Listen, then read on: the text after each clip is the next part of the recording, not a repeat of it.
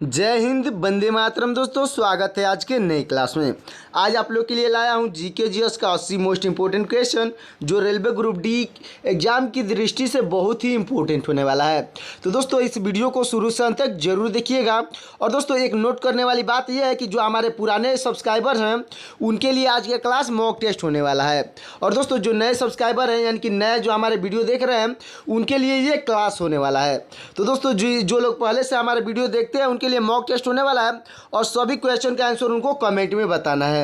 और दोस्तों, पूरा नाम रख के कमेंट करना है कि 22 मार्च 23 मार्च ऐसे करके कमेंट करना है, नहीं तो आप लोग ए भी करके कमेंट कर देते हैं। तो चलिए शुरू करते हैं आज के अपने क्लास को। तो आज का पहला प्रश्न हो जाएगा, विश्व जल दिवस कब मनाया जाता है? तो आपका राइट आंसर हो जाएगा ऑप्शन नंबर बी, यानी कि 22 मार्च को मनाया जाता है। दोस्तों, 22 मार्च आपका बिल्कुल राइट आंसर हो जाएगा। अगला प्रश्न है हमारा, वर्तमान में भारत में कुल कितने राज्य और केंद्र शासित प्रदेश हैं? तो आपका राइट आंसर हो जाएगा ऑप्शन नंबर सी, यानी कि दोस्तों 28 राज्य और 8 केंद्र शासित प्रदेश हैं। दोस्तों, 28 राज्य और 8 केंद्र शासित प्रदेश आपका बिल्कुल राइट आंसर हो जाएगा। अगला प्रश्न है हमारा, भारत का सबसे नया राज्य कौन सा है?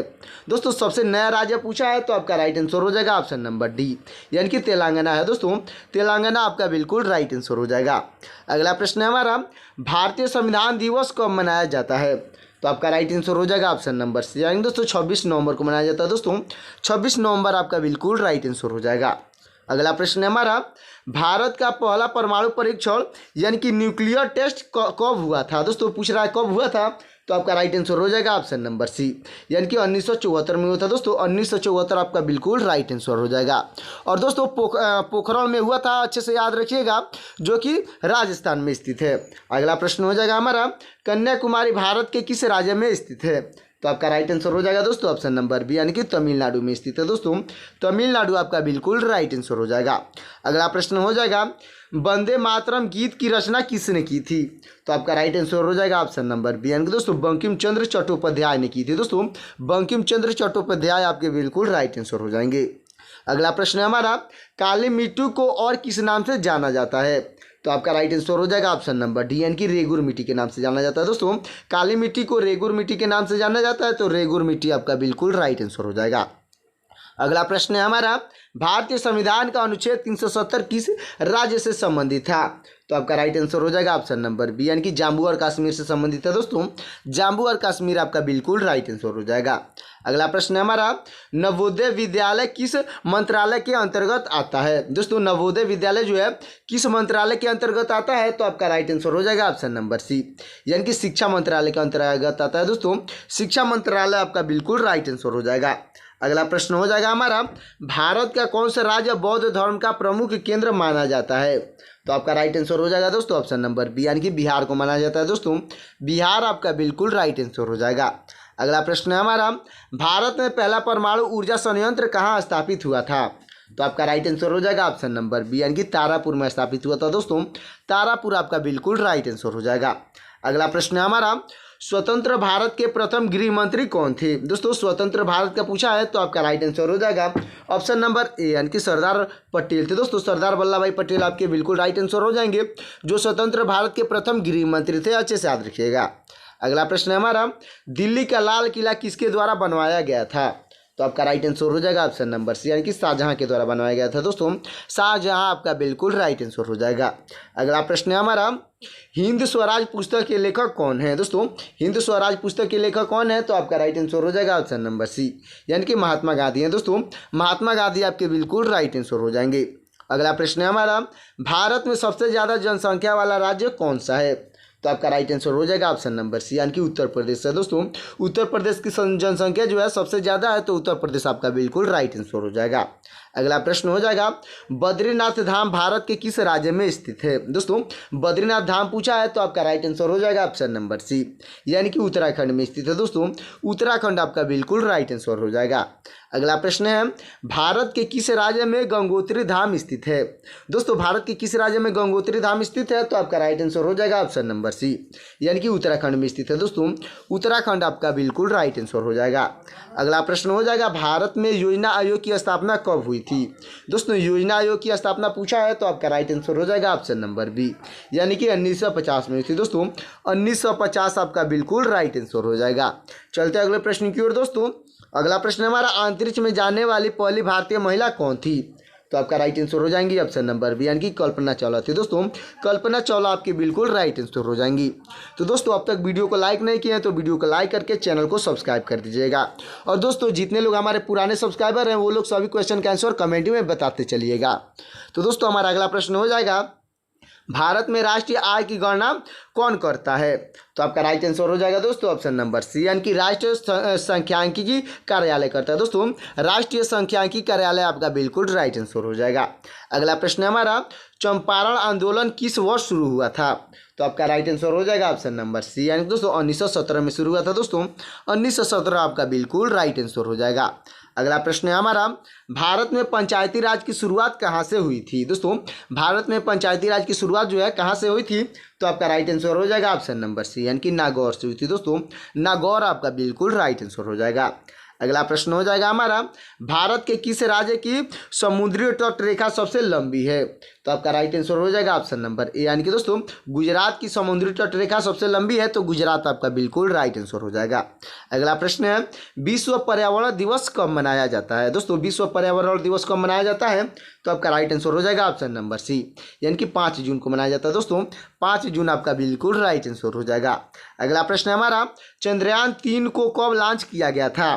तो आपका राइट आंसर हो जाएगा दोस्तों ऑप्शन नंबर बी यानी कि 14 जुलाई 2023 में लॉन्च किया गया था। दोस्तों 14 जुलाई 2023 आपका बिल्कुल राइट आंसर हो जाएगा।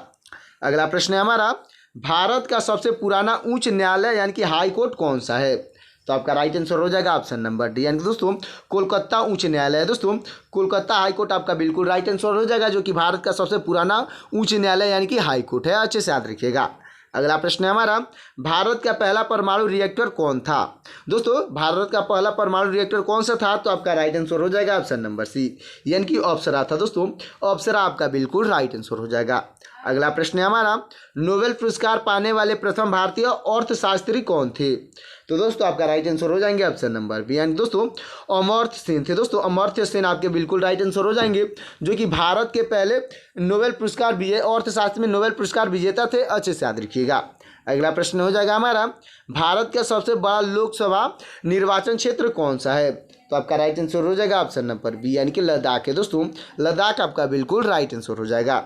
अगला प्रश्न हो जाएगा हमारा, भारत का कौन सा राज्य भारत का हृदय कहलाता है? यानी कि दोस्तों भारत के किस राज्य को भारत का हृदय कहलाता है?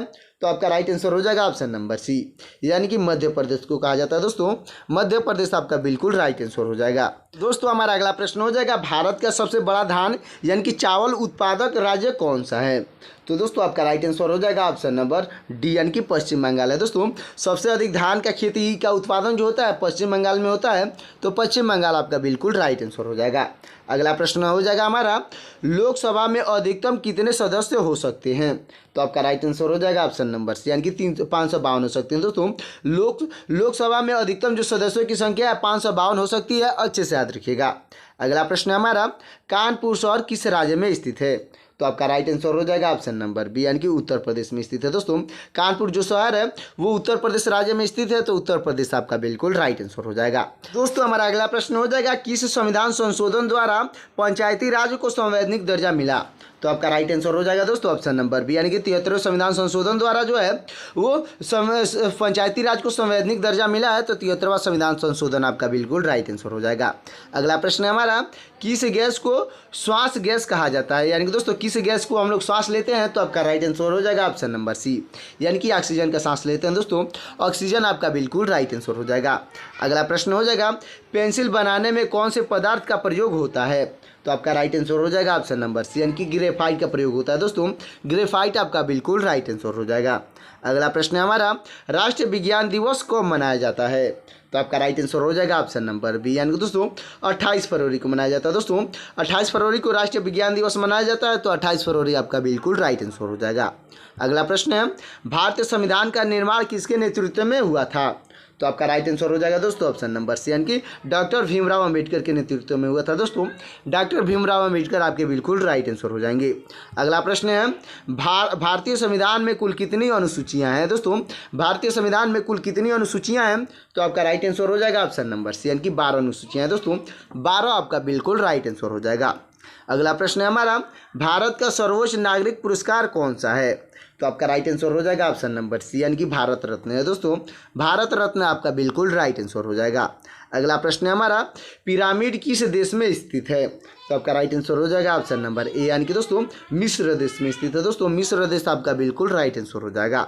अगला प्रश्न है हमारा, टोक्यो किस देश की राजधानी है? दोस्तों टोक्यो जो है किस देश की राजधानी है? तो आपका राइट आंसर हो जाएगा ऑप्शन नंबर सी यानी कि जापान की राजधानी है दोस्तों। जापान आपका बिल्कुल राइट आंसर हो जाएगा। अगला प्रश्न है हमारा, स्टैचू ऑफ यूनिटी किस महापुरुष की मूर्ति है? दोस्तों स्टैचू ऑफ यूनिटी जो है किस महापुरुष की मूर्ति है? तो आपके राइट आंसर हो जाएंगे ऑप्शन नंबर डी यानी कि सरदार पटेल जी की मूर्ति है दोस्तों। सरदार वल्लभ भाई पटेल आपके बिल्कुल राइट आंसर हो जाएंगे। अगला प्रश्न है हमारा, भारत का कौन सा राज्य तिरुपति मंदिर के लिए प्रसिद्ध है? दोस्तों एक बार और क्वेश्चन सुनिएगा, भारत का कौन सा राज्य है जो तिरुपति मंदिर के लिए प्रसिद्ध है? तो आपका राइट आंसर हो जाएगा ऑप्शन नंबर सी यानी कि आंध्र प्रदेश है दोस्तों। आंध्र प्रदेश आपका बिल्कुल राइट आंसर हो जाएगा। अगला प्रश्न हो जाएगा, कांचीपुरम किस राज्य का प्रसिद्ध धार्मिक स्थल है?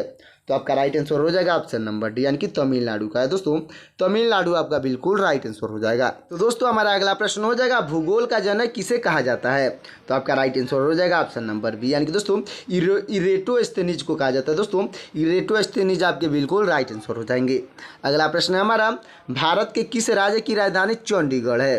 तो आपका राइट आंसर हो जाएगा दोस्तों ऑप्शन नंबर ई यानी कि दोस्तों ए और डी दोनों की राजधानी जो है चंडीगढ़ है यानी कि पंजाब और दोस्तों हरियाणा दोनों की राजधानी चंडीगढ़ है। तो ए और डी आपका बिल्कुल राइट आंसर हो जाएगा।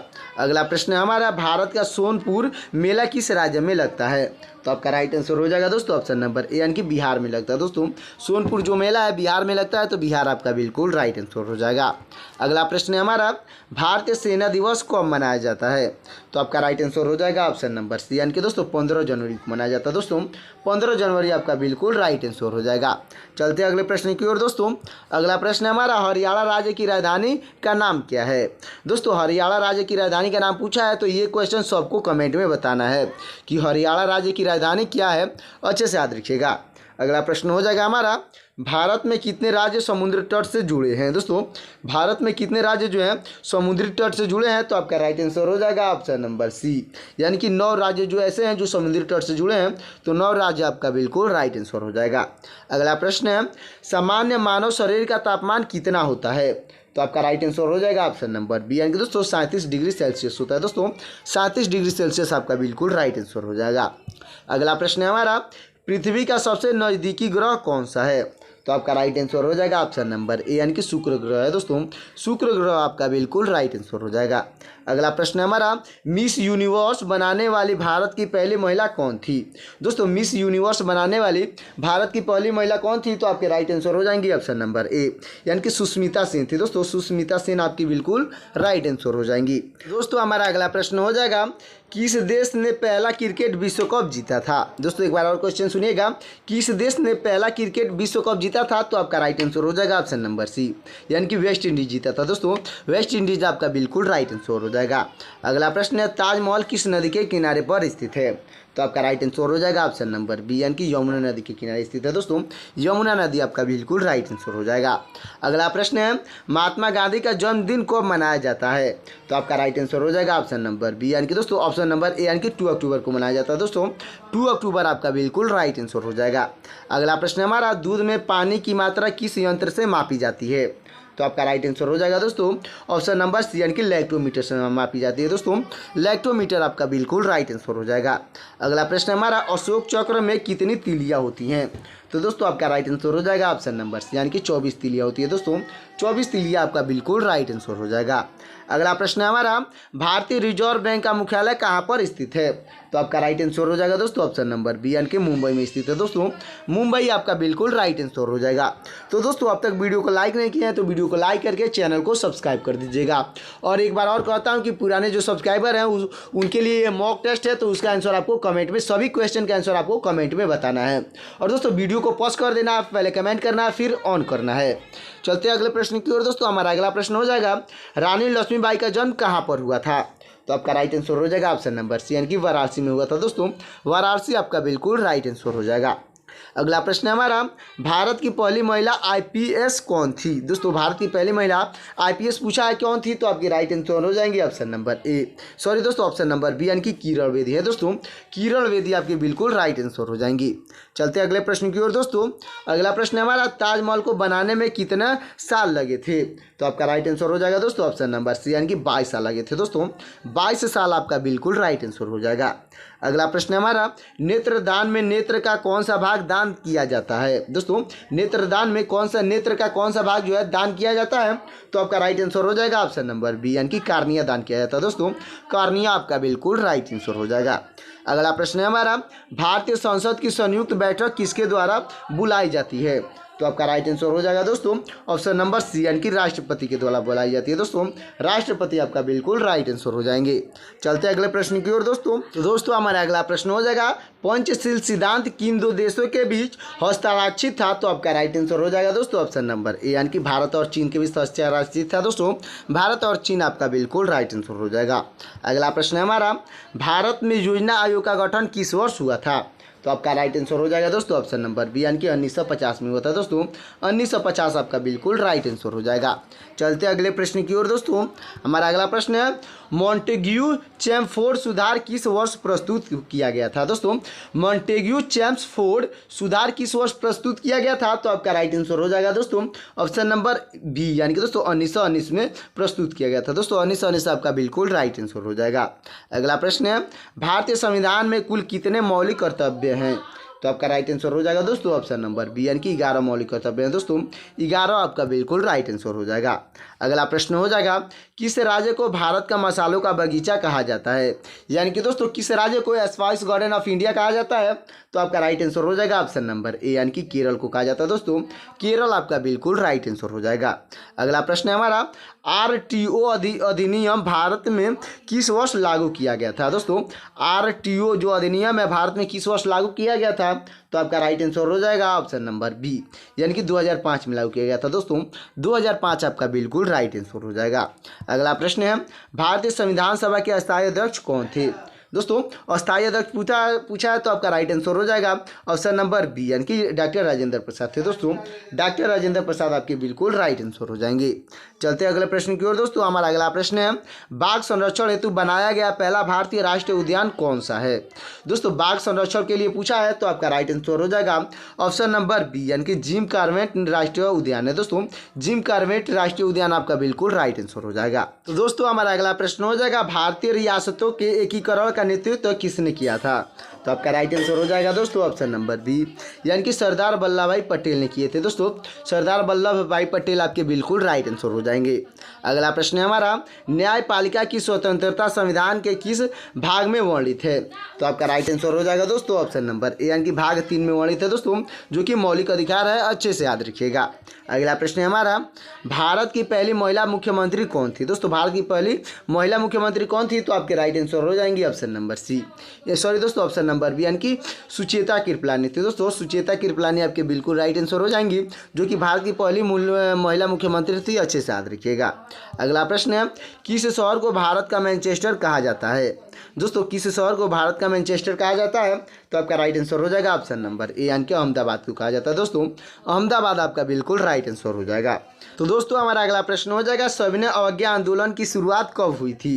दोस्तों सविनय अवज्ञा आंदोलन की शुरुआत पूछा है, तो आपका राइट आंसर हो जाएगा ऑप्शन नंबर बी, यानी कि दोस्तों 1930 में हुई थी। दोस्तों 1930 आपका बिल्कुल राइट आंसर हो जाएगा, जो कि सविनय अवज्ञा आंदोलन की शुरुआत हुई थी। अगला प्रश्न और लास्ट प्रश्न है हमारा, किस योजना के अंतर्गत भारत में आर्थिक योजना की शुरुआत हुई? दोस्तों किस योजना के अंतर्गत भारत में आर्थिक नियोजन की शुरुआत हुई थी? दोस्तों नियोजन पूछा है, तो आपका राइट आंसर हो जाएगा ऑप्शन नंबर ए, यानी कि दोस्तों पहली पंचवर्षीय योजना की शुरुआत हुई। दोस्तों पहली पंचवर्षीय योजना आपका बिल्कुल राइट आंसर हो जाएगा। तो दोस्तों 80 क्वेश्चन हमारा यहीं पे कंप्लीट होता है। अब आपके लिए, आप सभी के लिए क्वेश्चन होमवर्क के लिए, देखते हैं कितने लोग इसका सही आंसर कमेंट करते हैं। तो दोस्तों इसका आंसर सबको कमेंट करना है। तो हमारा होमवर्क का क्वेश्चन हो जाएगा, भारत का राष्ट्रीय खेल क्या है? दोस्तों भारत का राष्ट्रीय खेल क्या है, इसका सभी को आंसर कमेंट करना है। और दोस्तों जिनका भी ये क्वेश्चन नहीं आ रहा है, वो समझ लो कि उनकी तैयारी 0.00% है। और दोस्तों वीडियो अच्छा लगा हो तो एक वीडियो में प्यारा सा इमोजी में कमेंट करिएगा। साथ ही साथ दोस्तों पुराने स्टूडेंट हमारे कमेंट करेंगे कि 80 क्वेश्चन में से कितने क्वेश्चन उन लोग सही सही आंसर कमेंट किए हैं। और दोस्तों जो हमारे नए सब्सक्राइबर हैं वो भी अपना आंसर बताएंगे कि दोस्तों इसमें से कितने परसेंट आंसर उनको पहले से पता था। और दोस्तों वीडियो अच्छा लगा हो तो वीडियो को लाइक कर दीजिएगा और चैनल को सब्सक्राइब कर दीजिएगा। साथ ही साथ दोस्तों बेल आइकन को प्रेस कर दीजिएगा ताकि मेरा latest video, topic wise video, current affair video और जीके जीएस का मोस्ट इंपॉर्टेंट वीडियो आप तक जल्द से जल्द मिल सके। तो दोस्तों मिलते हैं किसी और वीडियो में, तब तक के लिए जय हिंद, जय भारत।